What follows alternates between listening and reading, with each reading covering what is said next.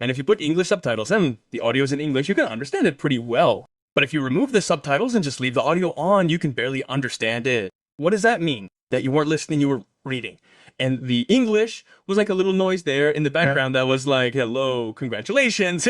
You entered a video, not clickbait, that will really help you. I promise that when you finish watching it, you will know exactly what to do to finally learn English or any language for real, and see results in 6 months. The reason is simple. I'm going to teach you how people who already master 2 languages learn. We don't go to classes. It would really be a waste of time and money, as you've probably already experienced. Most of us learn on our own, and today I'm going to share with you a complete guide so that you too can be successful. I'm Mr. Salas, and I've helped hundreds of thousands of people learn English. I've had the privilege of working in universities and educational centers abroad, such as the United Kingdom and Japan, teaching Spanish and English. I've also worked in very important educational centers here in my native Mexico. And thanks to all this experience, it is very clear to me that the biggest problem in learning a language is the method that is used. But first, a warning, this method, this process that we are going to go through is not easy. It is going to be something arduous that requires work, it requires perseverance, and it requires especially doing it every day for a certain number of hours, not minutes, not seconds, you are not going to learn English in 7 days or in a month, as they tell you here on YouTube, on TikTok, and I don't know what else. It is all pure nonsense. You need to put in effort, work, dedication to really have a tangible result. So if you were expecting something like a quick fix, something to quickly fix your problem and be speaking from day one and all that other stuff that is said on social media and so on, this video is not for you. I invite you to close the video and continue with your endless cycle of failure. Okay, I have already lost half of you who were offended and expected a miraculous and false method to learn English in a month. Well, then I am left with the other half who are now going to learn. If you are one of those who are going to learn, then write me in the comments right now. I accept the challenge and I will achieve it. Let's see if it's true. I'm gonna read them down there. And I think it's pertinent to start by apologizing to you. In the title of this video, you're reading that you're going to have results in 6 months. And although the time frame makes a lot of sense with what we're going to do, in this guide, I don't like using the word 6 months. I only use it because that's how people search on YouTube and everyone in general.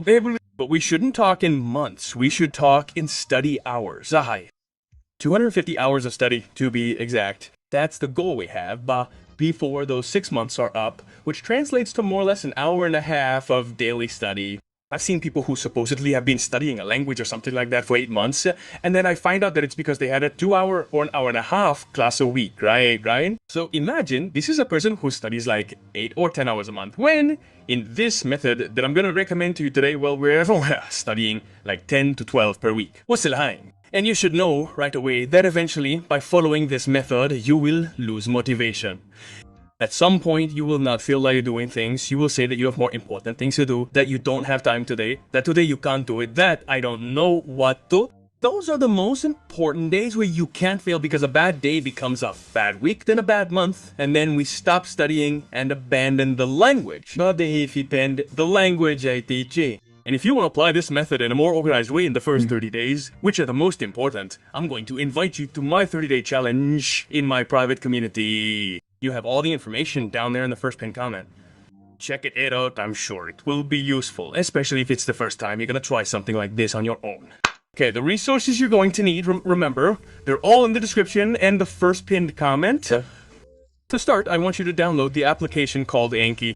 This is a free application, except on Apple devices for some reason, but if you download it to your computer, it's completely free. Once you download it, we have to install decks of cards in order to study with it. I'm going to recommend 2 in particular. One that's perfect for beginners, which is the 1000 word rifle. Unfortunately, it's the best, but you have to buy it. It's not free. But I'm also going to leave you with another option, which is the 4000 essential words. That one is free. It's a little more complex because it has a lot more words. But hey, in the end, we're going to end up using the 4000 essential words anyway. So don't worry too much if you can't or don't want to buy the 1000 word one. The 4000 is fine. Also, if you're someone who's not starting out, if you're already intermediate, you're just getting back into the language or something like that, then the 1000 word one definitely wouldn't be very useful for you because it's too basic. But it's designed as someone who's starting from scratch. So definitely take the 4,000 essential words from the beginning. In the pinned comment, I also leave you a tutorial on how to install and use Anki with this method.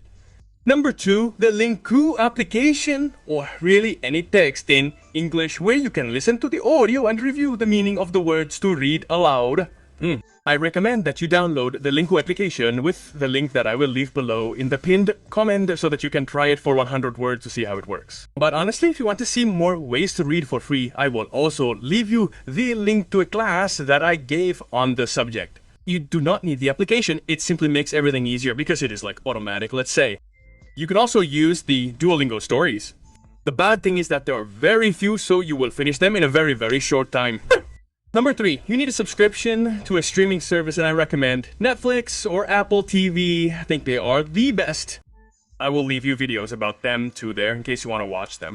But the most important thing is not the platform itself, but that they have CC subtitles or closed caption.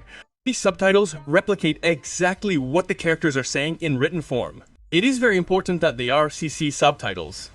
Oh, by the way, YouTube can also work because it usually includes this type of subtitles, especially if they are done manually. And in fact, if you are going to use Linku, I think YouTube is probably the best platform, honestly, and it is also free, right? Yeah, perfect. Alright, once our resources are ready and set, then let's consider what our objective actually is, correct? To study at least an hour and a half a day, preferably by doing the total sum of the 3 steps that I am about to tell you. And although our goal is an hour and a half to 2 hours, we are not going to start with that time because it is unsustainable. I tell you from my own experience. I recommend that you start with 10 for 15, that is 10 minutes on step 1, 15 minutes on step 2, and 50 minutes on step 3 the first week, and increase each step by 5 minutes weekly, considering that the maximum time for step 1 is 20 minutes, the maximum time for step 2 is 35 minutes, and there is no time for step 3. The more time you spend on step 3, the better. And don't worry, I'll remind you of the times for each step, okay?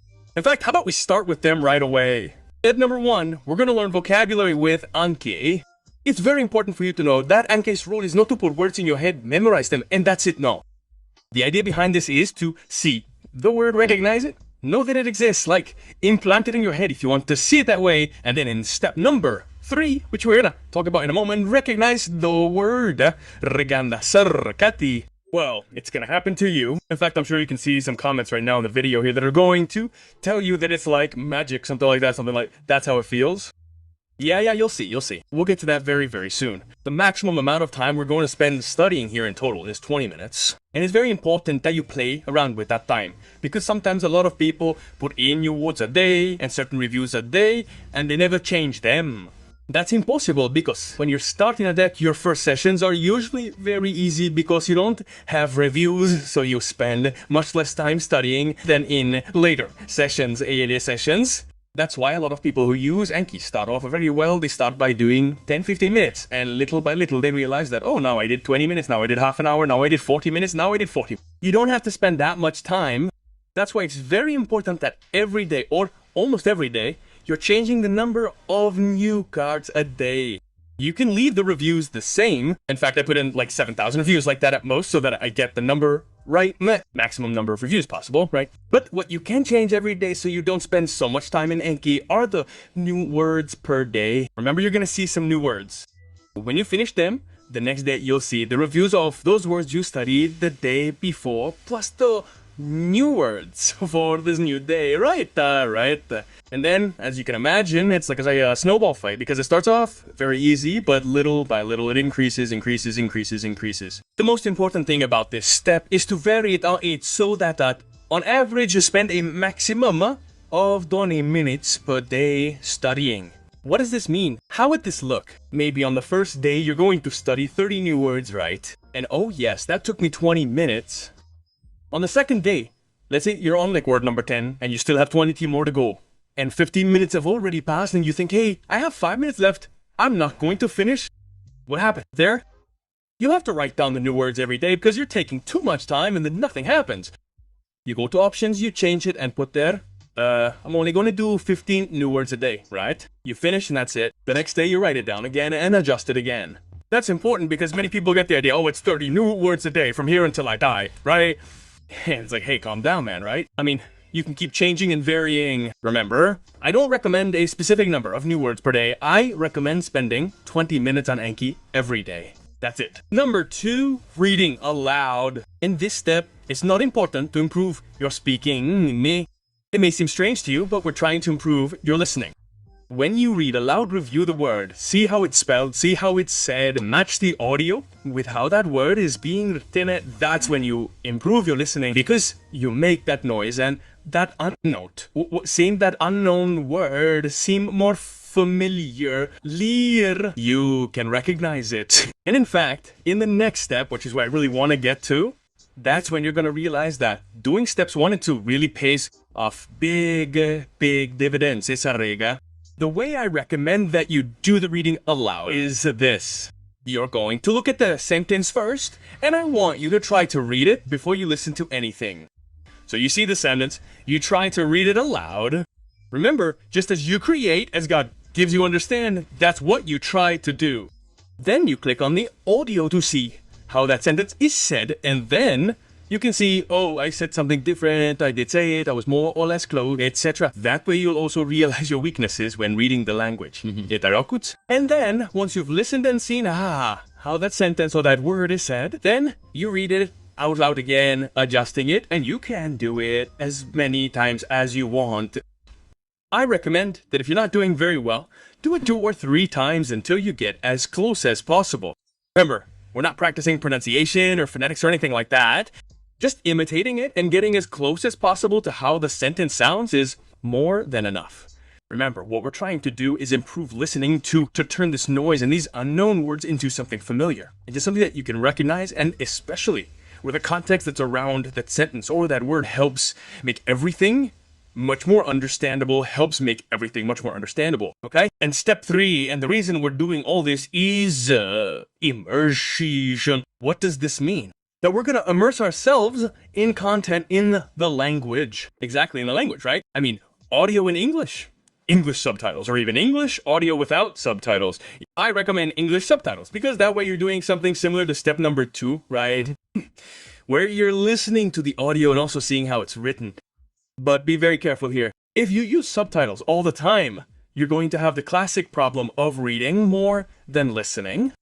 I don't know if it's ever happened to you that you're watching a movie or something like that, and if you put on English subtitles and the audio is in English, you understand pretty well. But if you turn off the subtitles and just leave the audio on, you barely understand. What does that mean? That you weren't listening.